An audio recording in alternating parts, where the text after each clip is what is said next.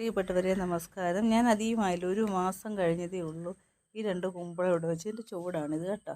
2 ചെറിയ കുമ്പളമായിരുന്നു ഇത്. നമ്മുടെ നെയ്ക്കുമ്പളം എന്ന് പറയത്തില്ല, 2 കുമ്പളം നട്ട്. നിങ്ങൾ നോക്കി, ഇത് ഇത്രയും ഇങ്ങനെ പടന്ന് അങ്ങോട്ട് കയറിയതേ ഉള്ളൂ. കുറച്ച് ഇത്രയും വരെ ആയിട്ടേ ഉള്ളൂ.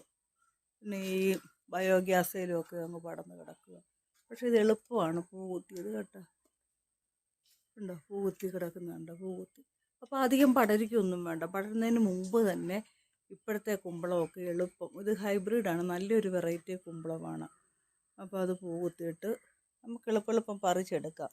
പൂവായി കഴിഞ്ഞാൽ പിന്നെ എളുപ്പം കായും ഉണ്ടാകും. എല്ലാവരും പറയും വീടുകളിൽ കുമ്പളം നടരുതെന്ന് പറയും, പക്ഷേ മിക്ക വീടുകളിലൊക്കെ ഉണ്ട്. അതുകൊണ്ട് ഞാനും നട്ടു വെച്ച്.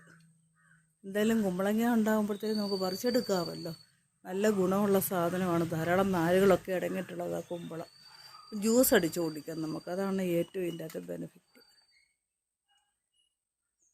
അപ്പോൾ എല്ലാവരും അടുക്കളത്തോട്ടത്തിൽ ഓരോ കുമ്പളം കൂടെ നട്ടു വെച്ച് കൊടുക്കും.